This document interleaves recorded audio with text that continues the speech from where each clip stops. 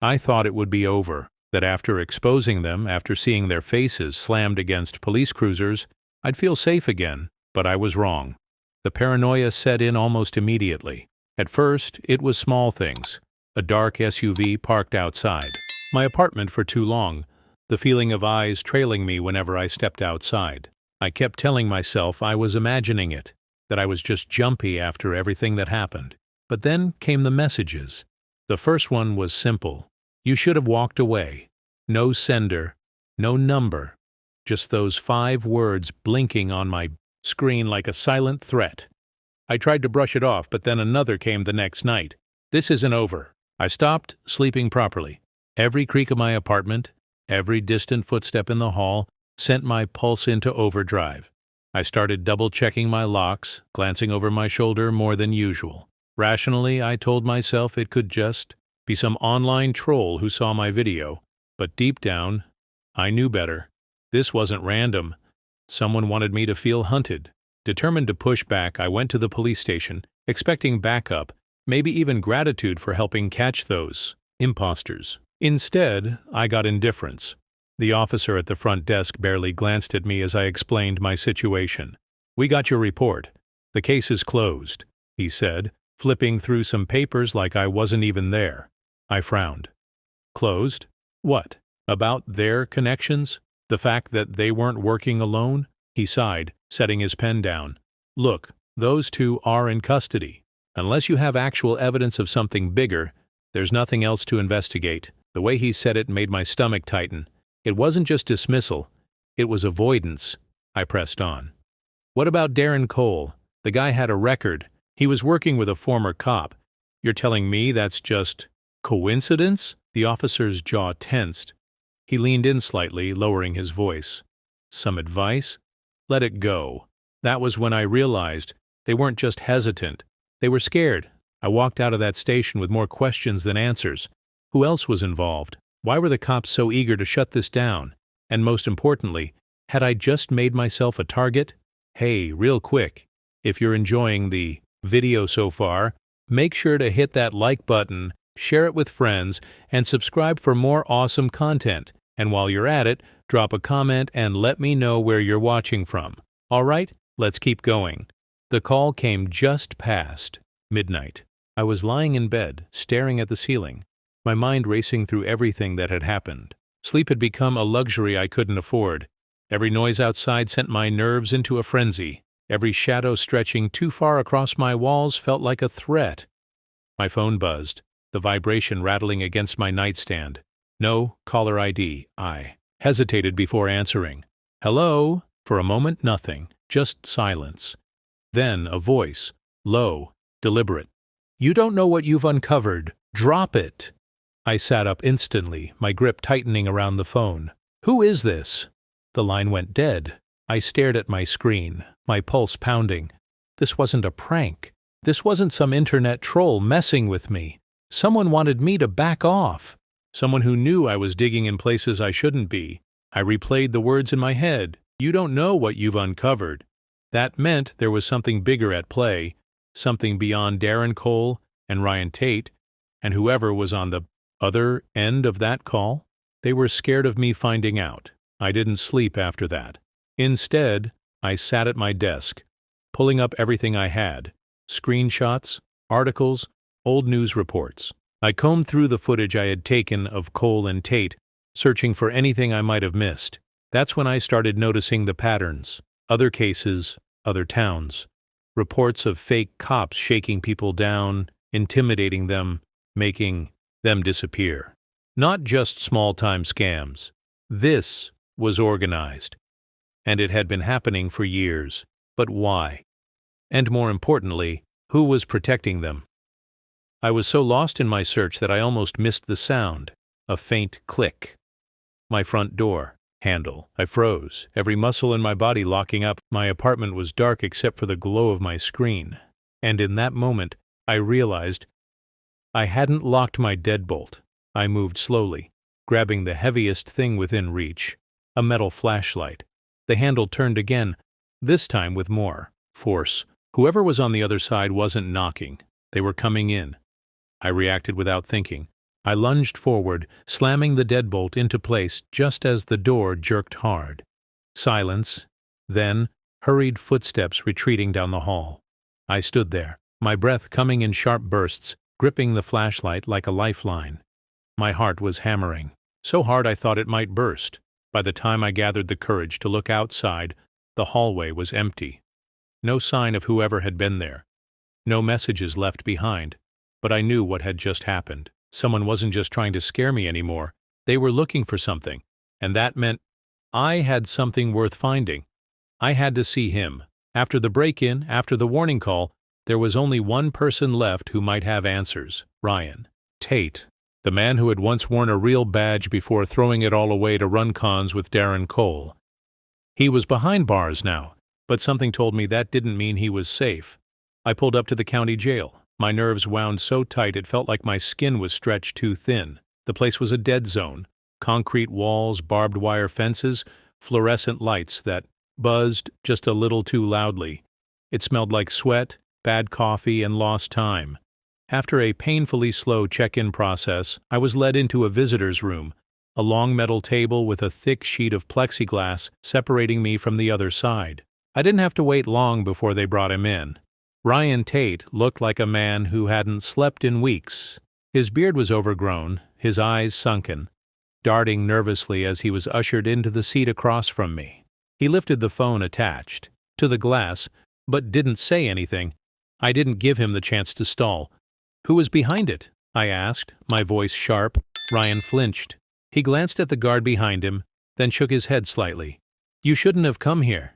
I gritted my teeth. "You and Cole weren't just running some low-level scam, were you? There's more to this." Ryan exhaled, rubbing a hand over his face. "You don't get it, man. You think putting us away fixed anything? You think you won?" He gave a dry, humorless laugh. "We were disposable. There's always more." My fingers clenched around the receiver. "Who are they?" For a long moment, Ryan just stared at me. Then he leaned in slightly, his voice dropping to a whisper. "It wasn't just us. There's more." He swallowed hard. "You're already on their list." A chill spread through my chest. I sat back, gripping the phone tighter. "Who?" Ryan opened his mouth, then stopped. His gaze shifted over my shoulder. His face paled. I turned, but there was nothing behind me except a guard standing near the door. When I looked back, Ryan was done talking. He slammed the phone onto the hook and stood up. The guards moved immediately, taking him by the arms. As they dragged him away, he shot me one last look, one that wasn't defiance or anger. It was fear. I left the jail feeling like my insides were made of static, every nerve on edge. Ryan Tate had been a cop. A dirty one, sure, but a cop nonetheless. If someone like him was scared, I had every reason to be terrified. But fear wasn't an option. I needed proof. I spent the rest of the day digging. Old news articles, arrest records, anything I could find on fake officers in other states, and then buried in an old forum post from 2 years ago, I found something. A police report, one that had been quietly dismissed, never picked up by the media. It detailed similar cases, fake cops stopping people, intimidating them, taking their money or their IDs. But in some cases, those people were never seen again. Different cities, different suspects, same MO. And the most disturbing part? In every single case, there was one common detail. The real police backed off. My stomach twisted as realization hit. Me. This wasn't just a scam. This was something much, much bigger, and I was standing right in the middle of it. I couldn't keep running in circles. Ryan Tate's warning had lodged itself deep in my brain like a splinter I couldn't remove. "You're already on their list." The police report I found only made it worse. This wasn't some isolated scam. It was a network, and it had been operating in the shadows for years. If the real cops weren't going to do anything, then I had to force their hand. So, I set a trap. I compiled just enough information, not everything I had, just the pieces that hinted at something bigger. I made sure to leave out key details, things only the real masterminds would know. Then, I posted it anonymously on a crime forum, framing it like an open investigation. Fake law enforcement scams aren't isolated. There's a pattern, the same tactics, the same fake badges. The same disappearances. How deep does this go? Does anyone have more information? Then I waited. The post took off faster than I expected. Within hours, people were commenting, some sharing their own experiences, others calling it paranoia. But buried among the noise was something that sent a chill down my spine. Private message. Unknown. Sender. You don't know what you're messing with. Take it down. Not a warning this time. A demand. I ignored it. A few hours later, another message came through. Unknown sender. Meet me. I have proof. Attached was a location. A rundown diner on the outskirts of town. The kind of place where no one asks questions. I stared at the message for a long time, my heart beat like a drum. In my ears. Was this a real lead? Or was I walking straight into a setup? Everything in me screamed, don't go. It was too obvious, too convenient. But if this person really had proof, if they had answers, then I couldn't ignore it. I had to decide. Go in blind and risk everything, or stay in the dark, knowing I might be throwing away my only shot at the truth? I almost didn't go. Every rational thought in my head told me to walk away, to delete the message and pretend I never saw it. But curiosity is a dangerous thing. It eats at you, gnaws at your gut, until the need for answers outweighs the fear of consequences. So, against all logic, I found myself pulling into the parking lot of a rundown diner on the outskirts of town. The neon sign flickered, half the letters burned out, casting an eerie glow over the cracked pavement. The place was nearly empty. A truck was parked near the back, engine still warm. Inside, a single waitress wiped down the counter while an old man nursed a coffee in the corner. My contact wasn't here yet. I took a booth in the farthest corner, my back to the wall, eyes scanning every entrance. Minutes passed. Then, the door creaked open. A man walked in, mid-40s, sharp eyes, wearing a worn leather jacket.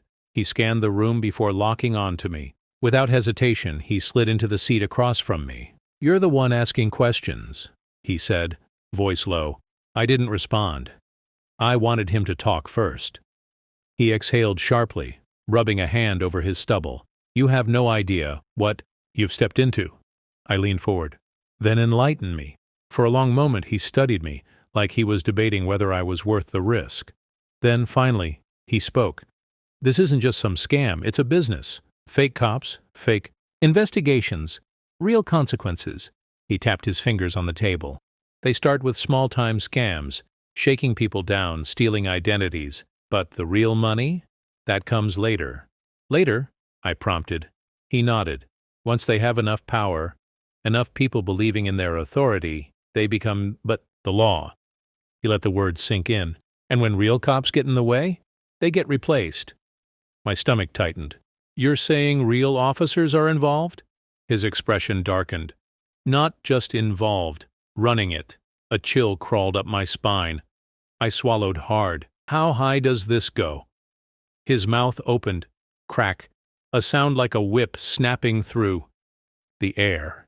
Then, blood. A red mist exploded from his forehead as his head snapped backward, slamming against the booth. His body slumped, motionless. For half a second, I couldn't move, couldn't breathe. Then, instinct took over. I dived under the table just as another shot shattered the diner window. Glass rained down, slicing into my skin. The waitress screamed. The old man ducked behind the counter. "Sniper!" I had to move. Scrambled toward the back exit, heart pounding so hard it felt like my ribs would crack. The door burst open as I slammed into it, stumbling into the alley behind the diner. I didn't stop, didn't look back. I ran. Tires screeched somewhere nearby. Were they coming for me? Was the shooter still watching? My mind raced through every scenario, but one thing was clear. Someone had just silenced my only lead, and if I wasn't careful, I was next. I didn't go home. I knew better than that. By the time I stopped running, I had put miles between myself and that diner. My hands were still shaking, my brain refusing to process what had just happened. A sniper. A clean shot. A warning wrapped in blood and bone. Whoever these people were, they didn't just kill my contact. They killed my last shot at easy answers, ducked into an all-night convenience store, grabbing a burner phone off the shelf. Paid in cash. As I stepped outside, I made the call I never wanted to make. 1. What's your emergency? I swallowed hard. I just witnessed a murder. The dispatcher asked for details. I gave them everything: the diner, the man who had been shot, the way the glass exploded from the window. I expected urgency, maybe even concern. Instead, I got silence. Then, the woman's voice returned, flat, cold. We'll send someone to check it out. That was it. No follow-up questions. No instructions to stay put. I felt my stomach turn. They weren't sending anyone. They already knew. I hung up, staring at the burner phone in my hand. The weight of it felt heavier than it should have. The reality of my situation hit me all at once. I wasn't just investigating a conspiracy. I was inside it. And now, they were cleaning up loose ends. I spent the next few hours moving, never staying in one place for too long. I parked in different lots, switched streets every 20 minutes. I needed to think, but more than that, I needed a plan. Going to the police was useless.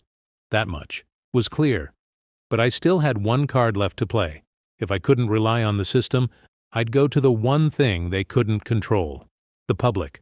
I pulled out my laptop, hands hovering over the keyboard. I had enough evidence to raise hell: screenshots, recordings, fragments of reports that connected just enough dots to make people ask the right questions. If I released everything, if I made this go viral, they couldn't just sweep it under the rug. But I had to act fast, because if they found me first, I wouldn't get another chance. I sat in the dimly lit motel room, my fingers hovering over the keyboard. The air was thick with the scent of cheap coffee and stale cigarettes, but I barely noticed. My heart pounded against my ribs like a war drum. This was it. I had spent the last 24 hours preparing for this moment, gathering every shred of evidence, cross-referencing names, and piecing together the puzzle that had nearly gotten me killed. The fake cops, the real officers backing them, the people who had vanished without a trace. It was all connected. And now, I was about to expose them. I set up my camera, my laptop screen glowing with the live stream button, waiting to be pressed. No more secrets. No more running. I took a deep breath and reached for the mouse. Bang! The door exploded inward. I barely had time to react before a figure lunged at me, shoving me to the floor. The laptop crashed to the ground, the screen flickering.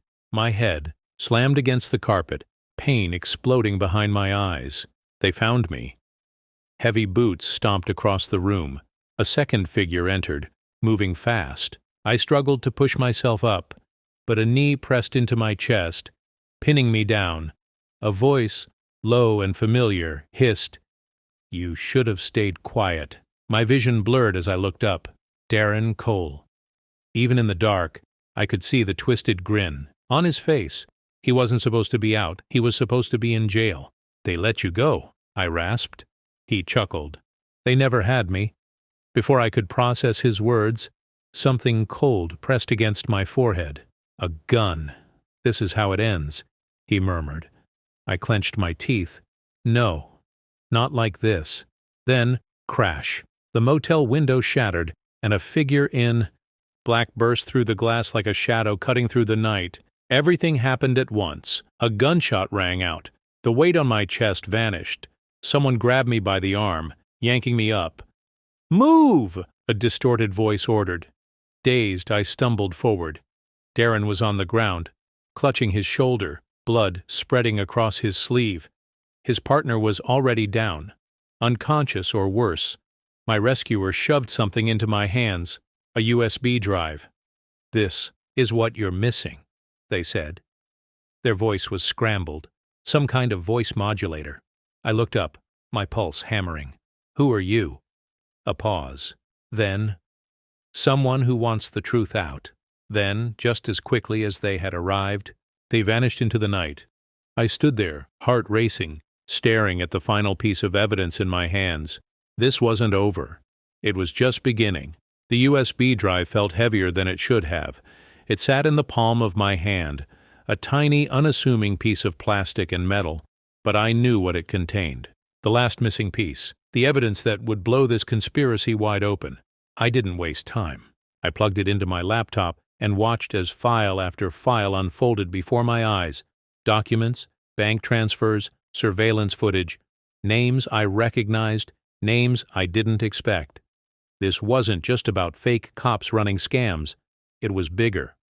Real officers, corrupt officials, businessmen with deep pockets, people with power. I barely blinked as I hit the upload button. This needed to be seen. I posted everything, on forums, on social media, even sent copies to journalists. Within minutes, the internet caught fire. Breaking. Evidence of widespread corruption within law enforcement surfaces online. Government officials implicated. Comments flooded in.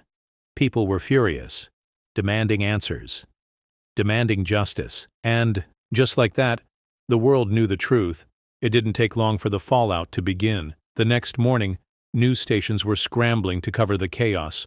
Investigations were launched, arrests were made. Ryan Tate, still behind bars, was now a key witness. Darren Cole.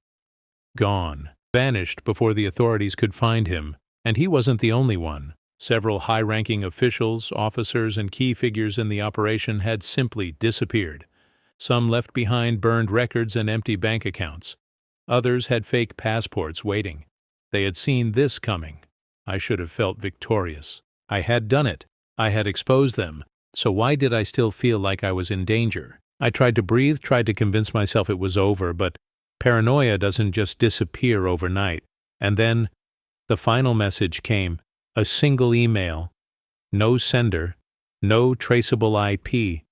Just one sentence. You want a battle, not the war. A chill crawled up my spine. I stared at the screen, my mind racing. Was this a warning? A threat? Or something worse?